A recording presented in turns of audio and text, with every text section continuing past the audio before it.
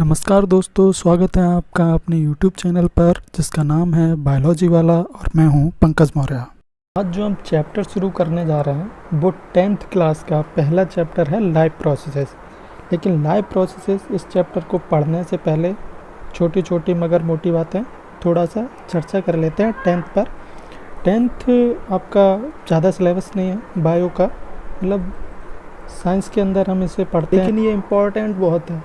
10th class आपका बहुत important है क्योंकि आपका पूरा आगे का लाइफ, पूरा जीवन इसी पे ही डिपेंड है कि आप क्या डिसीज़न लेते हैं 10th के एग्ज़ाम या रिज़ल्ट के आने के बाद।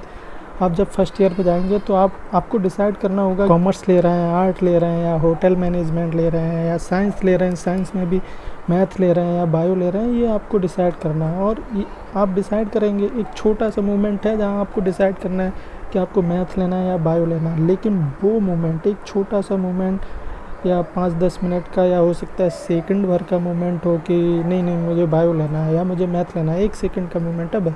लेकिन वो 1 सेकंड का मोमेंट आपकी पूरी लाइफ डिसाइड करेगा, क्योंकि जो आप वहाँ बनेंगे 1 सेकंड में, उसी का रिफ्लेक्शन आपका ज़िंदगी भर आपको दिखेगा। आपने अगर बायो लिया है तो बायो से आप डॉक्टर बनेंगे या मेडिकल के लाइन में जाएंगे। आपने मैथ लिया है तो आप इंजीनियर बनेंगे। ऐसा तो नहीं है कि आप मैथ लेके डॉक्टर बन जाएं, नहीं ना। तो ये जो डिसीज़न है बहुत ही इम्पोर्टेंट है 10th में जो आप लेंगे, तो सोच समझ के डिसीज़न लें, पहली बात। दूसरी बात, ऐसा ना करें कि मतलब हमारे दोस्त कॉमर्स में जा रहे हैं तो चलो कॉमर्स में चलते हैं, या फिर बायो में थोड़ा मज़ा आएगा पढ़ने में तो चलो बायो में चलते हैं, या मैथ में ज़्यादा स्टूडेंट्स हैं बायो में कम हैं तो मैथ में चलते हैं। ऐसा बिल्कुल ना करें, क्योंकि इन सब का कोई फ़ायदा नहीं है। आगे 1 साल या 2 साल के बाद, आप 12th करने के बाद, ये सब चीज़ों का कोई मायने ही नहीं रहेंगे। कहने पर मत लें कि फैमिली ने कह दिया या दोस्तों ने कह दिया या टीचर ने कह दिया नहीं कि तुम्हारी मैथ बहुत अच्छी है तो मैथ ले लें। कि आपको किसी ने कह दिया कि आपकी मैथ बहुत अच्छी है लेकिन आपको इंटरेस्ट बायो में, तो आप क्या करेंगे? आप मैथ ले लेंगे, जाहिर सी बात है, क्योंकि उस टाइम तो समझ है नहीं। बहुत सोच समझ कर डिसीज़न लें। 10th का बहुत ही इम्पोर्टेंट और लाइफ का पहला डिसीज़न होता है, लेकिन पहला ही डिसीज़न बहुत इम्पोर्टेंट होता है जो आपकी लाइफ को डिसाइड करता है। तो बायो में हमारे कौन कौन से चैप्टर हैं 10th में? पहला चैप्टर है लाइफ प्रोसेसेस, जिसके अंदर हम nutrition, respiration, transportation and excretion को पढ़ेंगे। नेक्स्ट चैप्टर है हमारा कंट्रोल एंड कोऑर्डिनेशन। फिर उसके बाद हम पढ़ेंगे तीसरा chapter how do organism reproduce, मतलब रिप्रोडक्शन पढ़ेंगे। एंड चौथा चैप्टर है हेरिडिटी एंड इवोल्यूशन। अगर आप एक सही मायने में देखें तो हम जो 9th में पढ़ते हैं बायो में, वही हम फर्स्ट ईयर में पढ़ते हैं, और जो हम 10th में पढ़ते हैं बायो में, एक्चुअली वो हम डिटेल में पढ़ते हैं 12th में, मतलब सेम है। शुरू करते हैं लाइफ प्रोसेसेस कि लाइफ प्रोसेस होता क्या है। ठीक है, life process, what is life process? वो सारी क्रियाएं, वो सारे प्रोसेस जो एक इंसान को, एक प्राणी को जीवित रखते हैं या फिर उसकी बॉडी में मेंटेनेंस का काम करते हैं या बॉडी को मेंटेन करते हैं, वो सारे प्रोसेस मिलकर क्या कहलाते हैं? Life processes. ऐसे प्रोसेस जिस पर लाइफ डिपेंड होती है। क्या लिखा है? All the processes like respiration, digestion which together keep the living organism alive and perform the job of body maintenance are called life processes. वही बात है कि सारे प्रोसेसेस जैसे बेसिक फंक्शंस हैं, रेस्पिरेशन है, डाइजेशन है, एक्सक्रीशन है, सर्कुलेशन है, ये सारे प्रोसेसेस मिलकर एक बॉडी को क्या रखते हैं? एक लिविंग ऑर्गेनिज्म को रखते हैं अलाइव, मतलब कि जीवित रखते हैं और उसकी बॉडी में मेंटेनेंस का काम करते हैं। इन्हें ही बोलते हैं लाइफ प्रोसेसेस। लाइफ प्रोसेसेस क्या क्या हैं, कौन कौन से एग्जांपल्स दे रखे हैं यहाँ पे? जैसे डाइजेशन हो गया, रेस्पिरेशन हो गया, सर्कुलेशन हो गया, एक्सक्रीशन हो गया। ये सारे बेसिक फंक्शंस हैं जो एक बॉडी करती है खुद को मेंटेन करने के लिए, खुद का मेंटेनेंस करने के लिए या जीवित रहने के लिए। ठीक है, लाइफ प्रोसेसेस के अंदर हम पहली प्रोसेस पढ़ेंगे, वो क्या है? न्यूट्रिशन। न्यूट्रिशन क्या है? पोषण, हिंदी में पोषण बोलते हैं। How the whole process by which an organism obtain its food, पूरी प्रक्रिया जिसके द्वारा हम अपना फूड या भोजन प्राप्त करते हैं, उसे बोलते हैं न्यूट्रिशन। न्यूट्रिशन दो टाइप का होता है। मोड ऑफ न्यूट्रिशन कितने टाइप का है? दो टाइप का है मोड ऑफ न्यूट्रिशन, ठीक है, ऑटोट्रॉपिक एंड हेट्रोट्रॉपिक। अब इनका मतलब क्या होता है? ऑटोट्रॉपिक एंड हेट्रोट्रॉपिक का मतलब क्या है? ऑटोट्रॉपिक का मतलब है ऐसे प्राणी, ऐसे जीव जो अपना भोजन खुद बनाते हैं, जो दूसरों पर डिपेंड नहीं करते हैं। हेट्रोट्रॉपिक का मतलब क्या है? हेट्रोट्रॉपिक का मतलब है जो अपने भोजन के लिए दूसरों पर डिपेंड करते हैं। यहाँ हेट्रोट्रॉपिक में या ऑटोट्रॉपिक में दो शब्दों से मिलके बने हैं ये दोनों शब्द, जैसे कि ऑटो और प्लस ट्रॉपिक। क्या यहाँ देखते हैं? ऑटो एंड प्लस ट्रॉपिक, ठीक है। अब ट्रॉपिक का क्या मतलब है? ट्रॉपिक का मतलब है खाना लेने की विधि की, कोई कैसे खाना प्राप्त करता है। अब ठीक है, यहाँ भी ट्रॉपिक है एंड यहाँ भी ट्रॉपिक है। यहाँ हेट्रो आगे लगा है प्रीफिक्स और यहाँ ऑटो आगे लगा है। इन दोनों का क्या मतलब है? ऑटो का मतलब है ऑटोमेटिक, स्वतः, ठीक है। हेट्रो का मतलब होता है किसी पर डिपेंड करना, दूसरे पर डिपेंड करना। तो खाना लेने की विधि, खाना लेना, अगर आप खुद से खाना ले रहे हैं, खुद से बना रहे हैं तो हो गया ऑटोमेटिक ऑटोट्रॉपिक। अगर खाना लेने के लिए दूसरे पे डिपेंड करते हैं तो हो गया हेट्रोट्रॉपिक। जो ग्रीन प्लांट्स होते हैं उन्हें बोलते हैं ऑटोट्रॉपिक और उन्हें क्या बोलते हैं? ऑटोट्रॉप्स। और heterotrophic animals, fungi, mode of nutrition कैसा है? हेट्रोट्रॉपिक है, उन्हें बोलते हैं हेट्रोट्रॉप्स। फर्स्ट हम पढ़ेंगे पहला मोड ऑफ न्यूट्रिशन क्या था? Autotrophic mode of nutrition. The organism which carry out autotrophic nutrition are called autotrophs. ठीक है, हम बात कर चुके हैं कि जो ऑटोट्रॉपिक न्यूट्रिशन करते हैं उन्हें ऑटोट्रॉप्स बोलते हैं। ऑटोट्रॉप्स कौन होते हैं? Green plants. ग्रीन प्लांट्स क्या है? ऑटोट्रॉप्स हैं, वो अपना खाना खुद बनाते हैं, ठीक है। अब ऑटोट्रॉप्स बनाते कैसे हैं? जिस प्रोसेस का यूज करते हैं, जिस प्रक्रिया का यूज करते हैं, जिस विधि का यूज करते हैं अपना खाना बनाने के लिए, उसे क्या बोलते हैं? फोटोसिंथेसिस। अब फोटोसिंथेसिस में, सिंथेसिस का मतलब होता है, ये जो सिंथेसिस है इसका मतलब होता है बनाना, ठीक है, कि कुछ भी बनाना, सिंथेसिस कर रहे हैं हम। और फोटो का मतलब होता है solar light, solar energy. Solar energy की मदद से कुछ बनाना, उसे बोलते हैं फोटोसिंथेसिस, ठीक है। अब इसमें हो क्या रहा है फोटोसिंथेसिस में? पहले ये देखते हैं फ्लो चार्ट क्या हो रहा है। फोटोसिंथेसिस के अंदर ऑटोट्रॉप्स यूज कर रहे हैं क्या? Simple organic material. Simple organic material में जैसे CO2 और H2O, और उसे बदल दे रहे हैं complex high energy molecule carbohydrates, मतलब कि शुगर में, ठीक है, शुगर में। किसकी मदद से? क्लोरोफिल और सनलाइट की मदद से। यहाँ लिखा भी है autotrophic nutrition is fulfilled by the process by which autotrophs take in CO2 को ले रहे हैं एंड वाटर को ले रहे हैं and convert these into carbohydrates. और CO2 और वाटर को लेके किस में कन्वर्ट कर दे रहे हैं? यहाँ लिखा है देखिए, convert into carbohydrates in the presence of chlorophyll की प्रेजेंस में और सनलाइट की प्रेजेंस में। और इस प्रक्रिया को क्या बोल रहे थे? फोटोसिंथेसिस। अब फोटोसिंथेसिस की हम इक्वेशन देख लेते हैं कि एक्चुअली में इक्वेशन क्या है, हो क्या रहा है फोटोसिंथेसिस के अंदर। पहले क्या हो रहा है? 6 CO2 लिए, 12 H2O लिए, ठीक है, और पत्तियों के अंदर हो रहा है ये सनलाइट और क्लोरोफिल की मदद से इसे बदल दिया C6H12O6। ये ग्लूकोज है, ये ग्लूकोज है, ये एक्चुअली में एक शुगर है या फिर कार्बोहाइड्रेट है। Plus 6O2 and 6H2O। तो इक्वेशन क्या है? CO2 लिया हमने, वाटर लिया और सनलाइट और क्लोरोफिल की मदद से हमने क्या बना दिया? हमने शुगर बना लिया, मतलब कि अपना खाना बना लिया, ग्लूकोज बना लिया, हमने अपना खाना बना लिया। और साथ ही में क्या बना? O2 बना और H2O बना। इसकी जो बैलेंसिंग है पूरी इक्वेशन की, वो भी मैं आपको बताऊंगा बाद में। जब एक्चुअली में ये केवल एक ओवरव्यू है, ये वीडियो में मैं एक ओवरव्यू दे रहा हूँ। कुछ दिन बाद में एक्चुअल क्लास शुरू करूँगा, 10th क्लास की एक्चुअल क्लास बायोलॉजी की, जिसमें मैं डिटेल से पढ़ाऊँगा इस इक्वेशन के बारे में, इस इक्वेशन को बैलेंस करना और बाकी पूरा चैप्टर पूरे डिटेल से। वो वीडियो भी मैं यूट्यूब पे अपलोड करूँगा, ठीक है।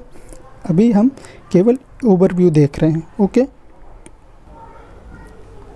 तो ऑटोट्रॉपिक न्यूट्रिशन के अंदर ऑटोट्रॉप्स यानी कि ग्रीन प्लांट्स ने अपना खाना बना लिया, और किस प्रोसेस से खाना बनाया उस प्रोसेस को बोल रहे हैं फोटोसिंथेसिस, ठीक है। रॉ मटेरियल क्या क्या यूज किया है, CO2, H2O, sunlight and chlorophyll, इन सब को यूज करके हमने क्या बना लिया है, हमने बना लिया C6H12O6। इसे क्या बोल रहे हैं, ये है एक्चुअली में ग्लूकोज, और ये क्या है, ऑटोट्रॉप्स का खाना है, ठीक है। अब हम देखेंगे कि ये फोटोसिंथेसिस की जो प्रोसेस है होती कहाँ है, एक्चुअली पौधों के अंदर कहाँ होती है। पौधों के अंदर होती है ये लीफ में, और लीफ में कहाँ होती है, क्लोरोप्लास्ट। एक जगह होती है क्लोरोप्लास्ट जिसमें क्या होता है, क्लोरोफिल होता है। क्लोरोफिल किस कलर का है, ग्रीन कलर का है। इसी वजह से पत्तियाँ कैसी होती हैं, ग्रीन होती हैं। और यहीं पे क्या हो रही है, यहीं पे हो रही है फोटोसिंथेसिस की प्रोसेस, ठीक है। मेन इवेंट्स क्या हैं फोटोसिंथेसिस में, कि स्टेप्स कौन कौन से हैं। सबसे पहला स्टेप है जो, वो है एब्जॉर्प्शन, ठीक है। पहला स्टेप है एब्जॉर्प्शन, दूसरा स्टेप है कन्वर्जन, एंड तीसरा स्टेप है रिडक्शन।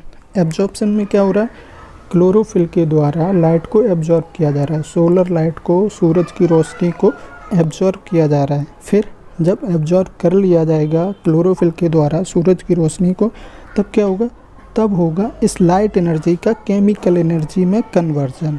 क्या हो रहा है, केमिकल, लाइट एनर्जी का केमिकल एनर्जी में कन्वर्जन हो रहा है। प्लस क्या हो रहा है, स्प्लिटिंग ऑफ वाटर, वाटर को तोड़ रहे हैं हाइड्रोजन और ऑक्सीजन में, ठीक है। तीसरा स्टेप क्या है, तीसरा स्टेप है reduction of CO2 into carbohydrates. Carbohydrates मतलब कि क्या बना रहे थे हम, C6H12O6। क्या है ये है ग्लूकोज, भाई तो बनाया पौधों ने, ठीक है। स्टोमेटा क्या होते हैं, स्टोमेटा होते हैं tiny pores present on the surface of leaves. Stomata क्या होते हैं, ये टाइनी पोर्स हैं। स्टोमेटा का काम है exchange of gases O2 and CO2। O2 जो बन रही है फोटोसिंथेसिस के दौरान, उसे ये बाहर देता है, बाहर निकाल देता है।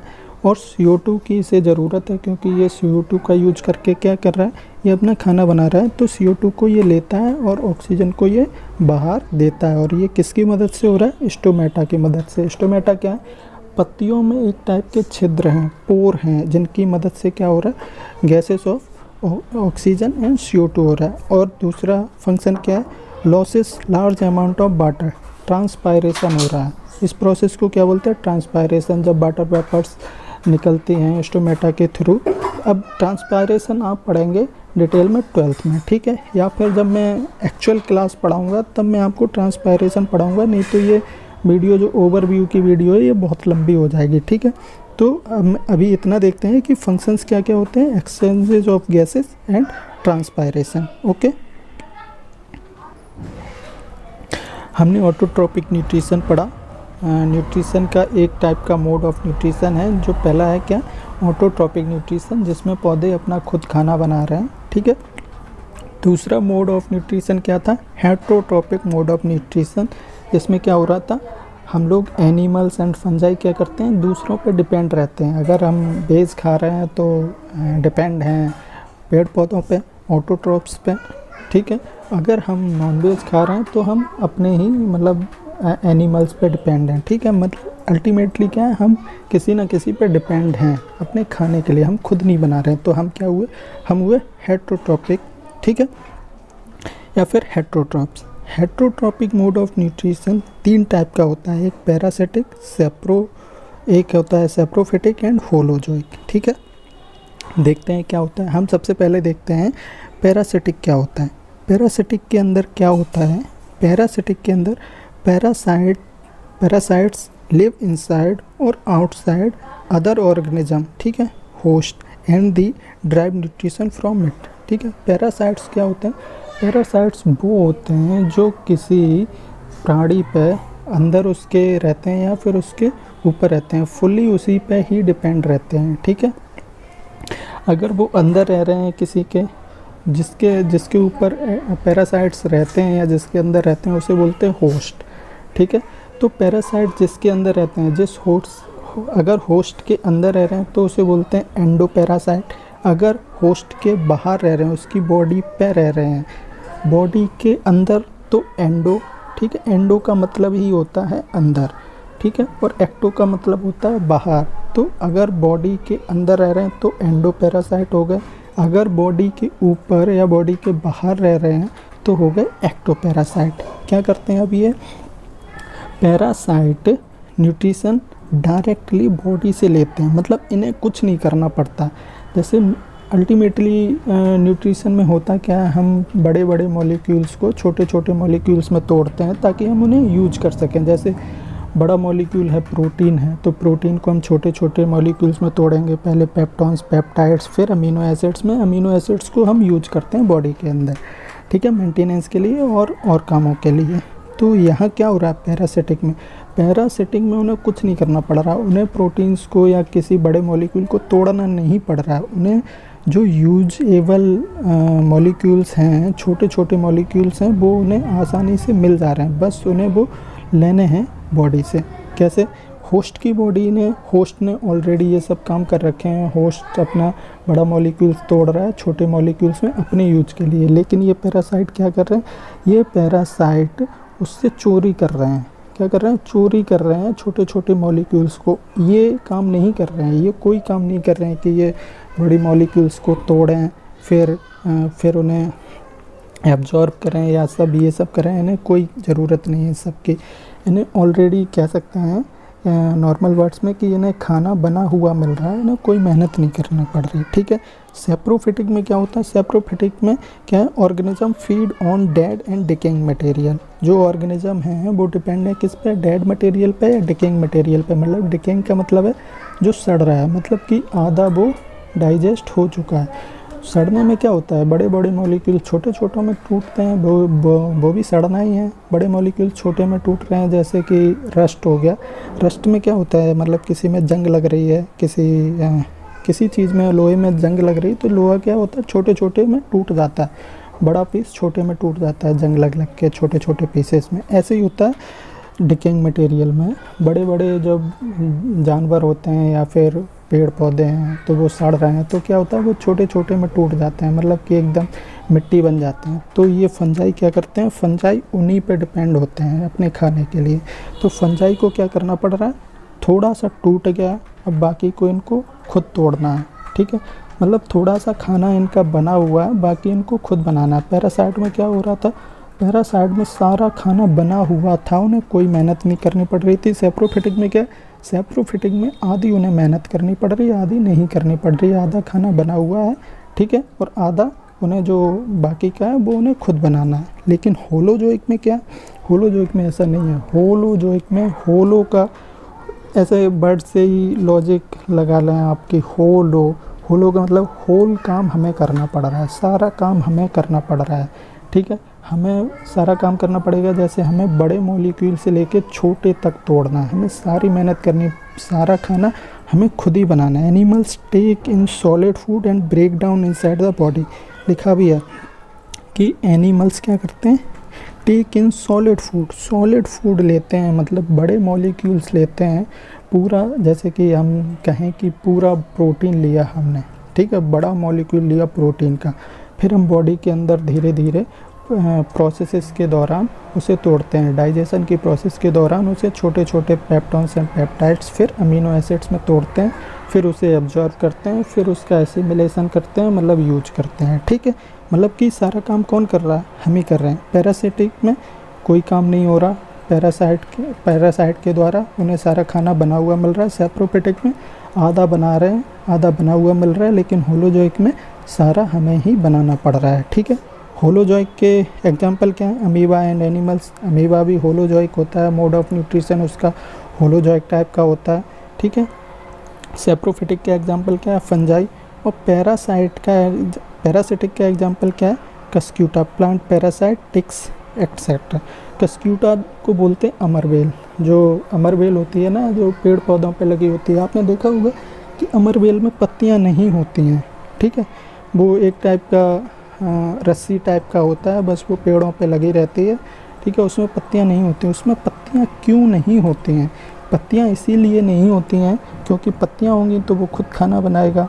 अब खुद खाना वो बनाता नहीं है, खाना वो ले रहा है पेड़ों से, ठीक है। मतलब पैरासाइट है, मतलब कि चोरी कर रहा है पेड़ों से, तो उसे खाना बनाने की ज़रूरत नहीं। जब खाना बनाने की ज़रूरत नहीं तो उसमें पत्तियों की भी ज़रूरत नहीं। ऐसे ही जो टिक्स होते हैं या फिर जो छोटे छोटे जीव होते हैं जो इंसानों की बॉडी पे या जानवरों की बॉडी पे होते हैं, उनमें भी मॉडिफिकेशन हो जाता है कि उनके अंदर एलिमेंट्री कैनाल नहीं होती, पूरा डाइजेस्टिव सिस्टम नहीं होता है, ठीक है। क्यों नहीं होता? क्योंकि उन्हें खाना बनाना ही नहीं पड़ रहा है, खाना तोड़ना नहीं पड़ रहा है। डाइजेशन का मतलब ही है खाने को तोड़ना, और पैरासाइट के अंदर पूरा डाइजेशन सिस्टम है ही नहीं, क्योंकि उन्हें खाना तोड़ना ही नहीं पड़ रहा है, उन्हें तो खाना बना हुआ मिल रहा है, ठीक है।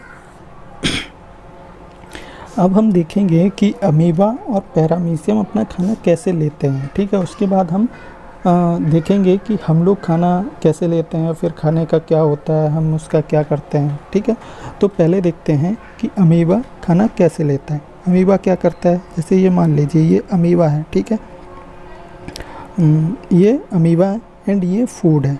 ये आपको फूड पार्टिकल दिख रहा है यहाँ पे, ये फूड पार्टिकल है। अब क्या हुआ, अमीबा को फूड पार्टिकल दिखा तो क्या करेगा अमीबा उसके पास जाएगा, और इसके पास ये स्यूडोपोडिया है, ये जो दिख रहा है आपके पास, ये स्यूडोपोडिया ये फैला लेगा और क्या कर लेगा, एक जो फूड पार्टिकल है उसे चारों तरफ से घेर लेगा।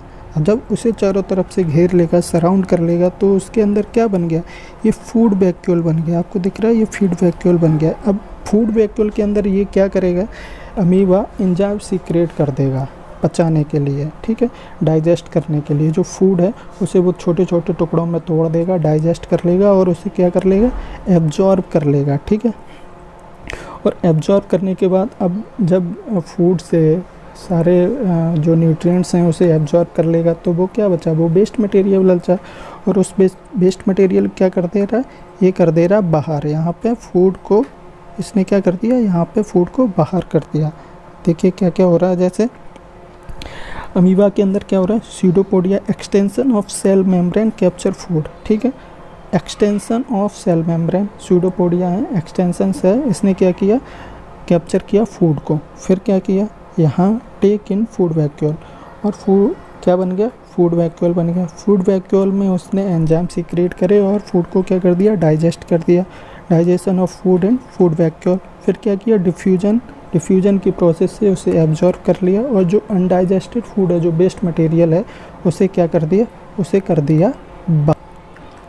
अब पैरामीशियम में क्या हो रहा है, पैरामीशियम में थोड़ा अलग है। पैरामीशियम इस टाइप से नहीं करता, लेकिन पैरामीशियम के पास जैसे हमारे पास एक फिक्स जगह है, मुंह है जहाँ से हम खाना लेते हैं, ऐसे ही पैरामीशियम के पास भी एक फिक्स जगह होती है, ठीक है, जहाँ से वो खाना लेता है। एक टाइप का मुंह होता है, फिर उसकी बॉडी के अंदर ही डाइजेशन होता है। लेकिन अमीबा में क्या हो रहा था, बॉडी के बाहर डाइजेशन हो रहा था, ठीक है, आउटसाइड ऑफ द बॉडी। और हम लोगों में क्या होता है, बॉडी के अंदर डाइजेशन होता है, ठीक है। पैरामीशियम क्या हो रहा है, सीलिया होते हैं, ठीक है, वो फूड को अंदर लेता है, एक स्पेसिफिक जगह होती है उसके, ठीक है, मुंह होता है, उससे फिर अंदर डाइजेशन होता है। इसे हम बाद में डिटेल में पढ़ेंगे, ठीक है।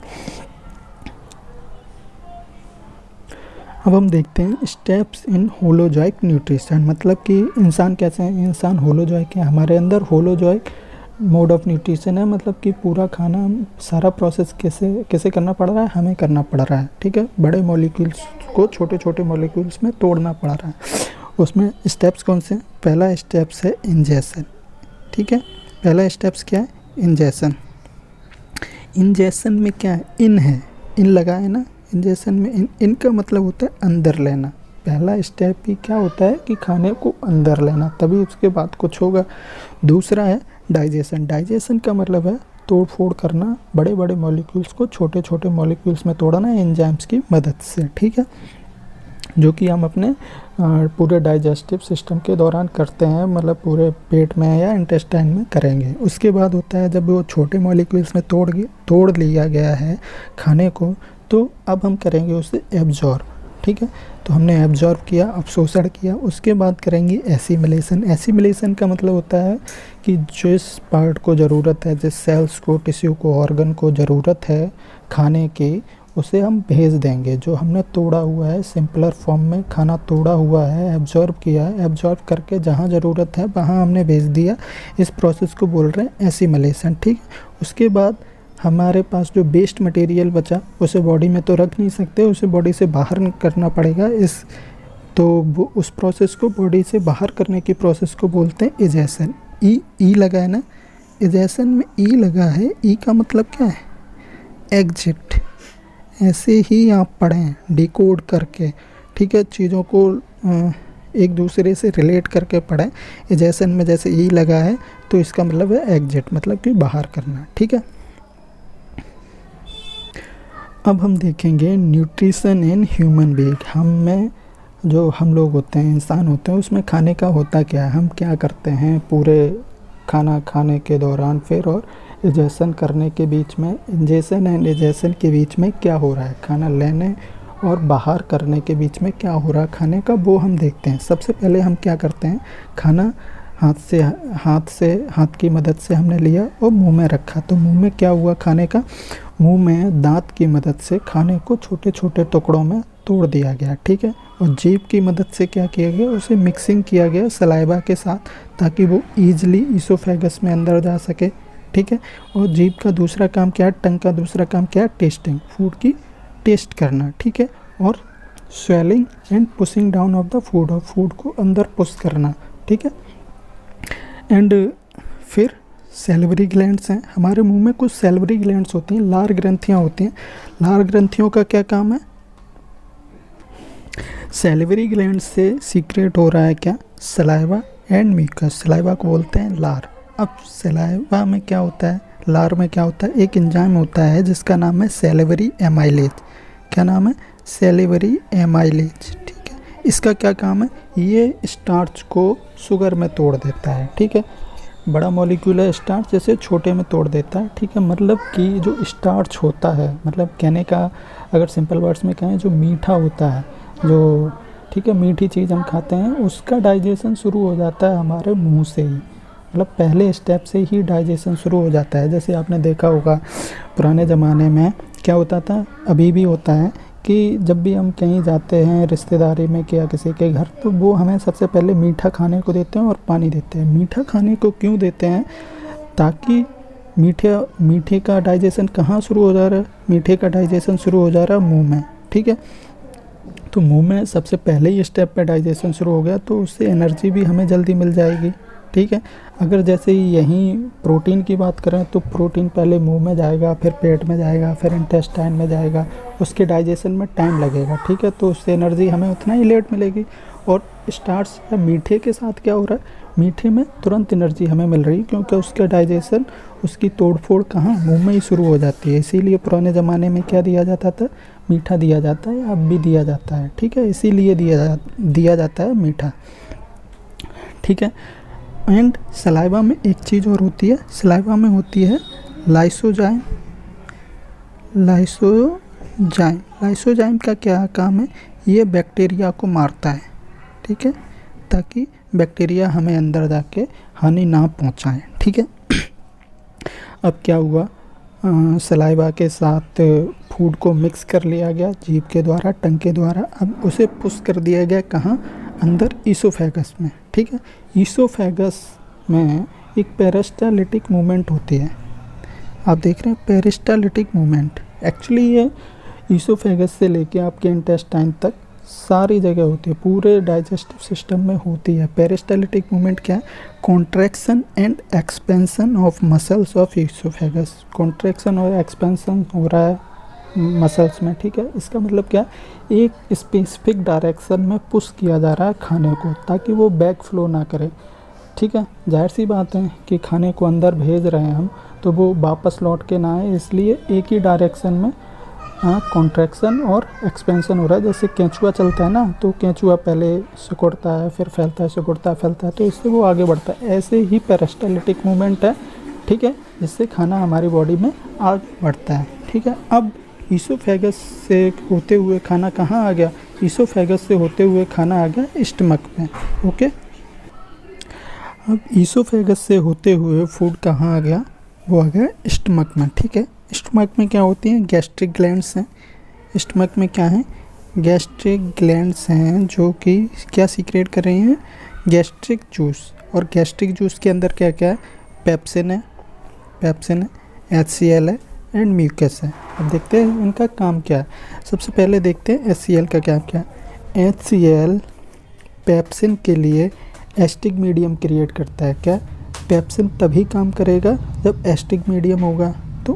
तो एसिडिक मीडियम के लिए HCl निकलता है स्टमक में। ठीक है, जो कि इसका pH कितना होता है, लगभग 2 के आसपास। क्या ये pH है, मतलब कि काफ़ी कंसनट्रेटेड है, मतलब कि ख़तरनाक है।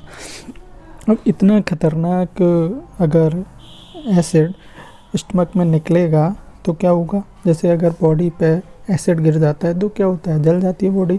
तो पेट में तो स्टमक के अंदर तो और ही नॉर्मल टिश्यू है, मतलब सॉफ्ट टिश्यू है, तो वो तो बिल्कुल जल जाएंगे।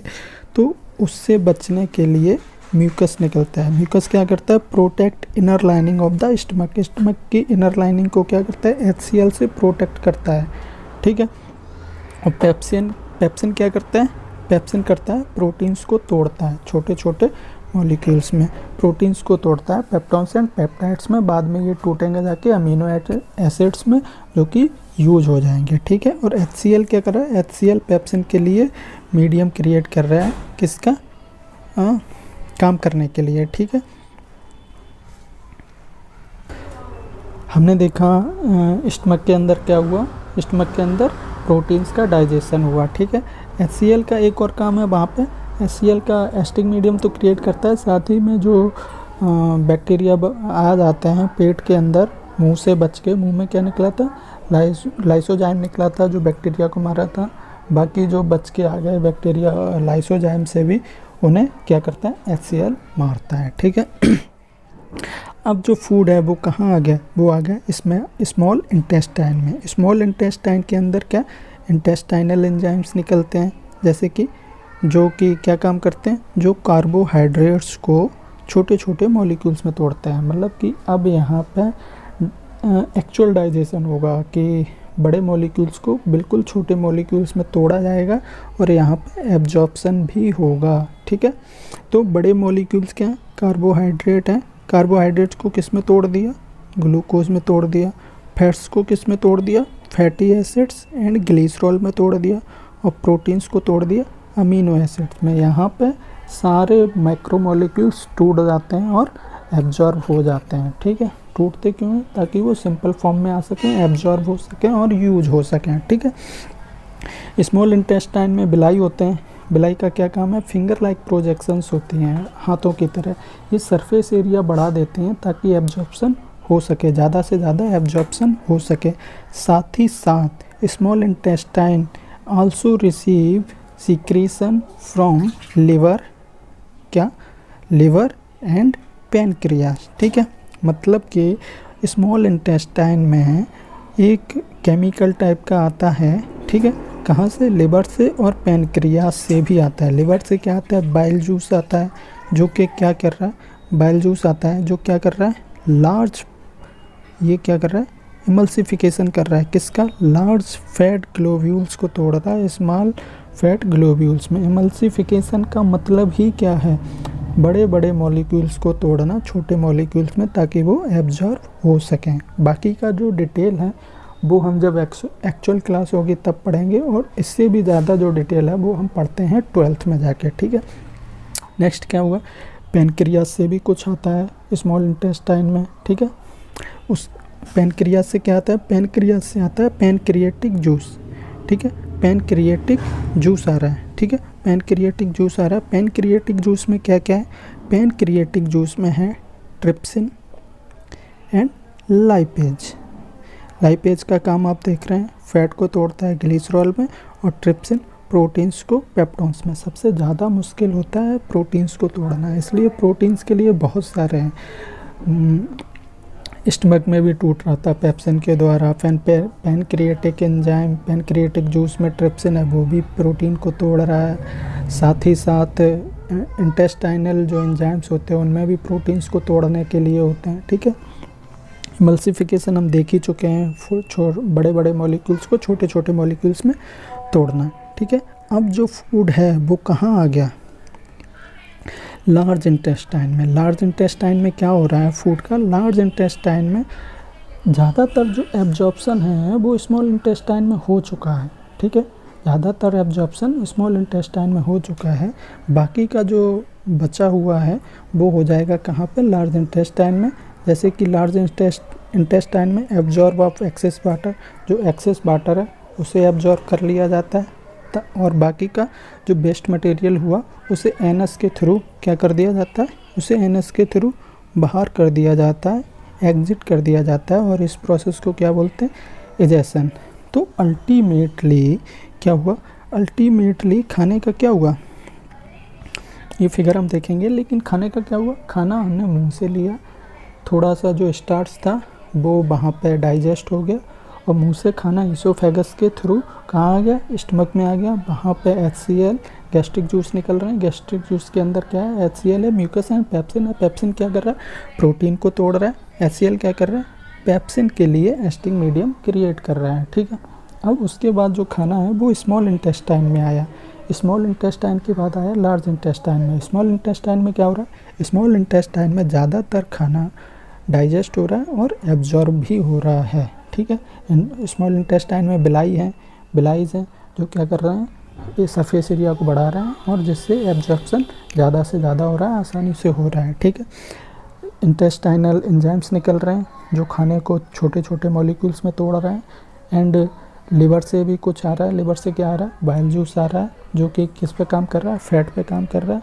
और पैनक्रियास से भी कुछ आ रहा है, पैनक्रियास से क्या आ रहा है, पैनक्रियाटिक जूस आ रहा है जिसमें कि ट्रिप्सिन है जो कि प्रोटीन पे काम करेगा, और लाइपेज है जो कि फैट पे काम करेगा, ठीक है। उसके बाद लार्ज इंटेस्टाइन में आ गया खाना, वहाँ थोड़ा एब्जॉर्प्शन हुआ, और जो एक्सेस वाटर है वो भी वहाँ एब्जॉर्ब हो गया, और बाकी का जो वेस्ट मटेरियल है उसे हमने एनस के थ्रू बाहर कर दिया, एजेशन की प्रोसेस के थ्रू, ठीक है।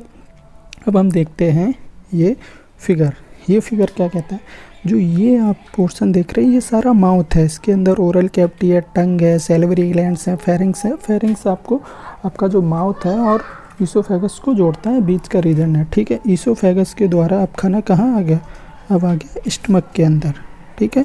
स्टमक के अंदर आ गया, ये आपको दिख रहा है, ये लिवर है, एंड ये स्टमक और इंटेस्टाइन के बीच में ये जो रीजन दिख रहा है ये आपका पैनक्रियाज है, ठीक है।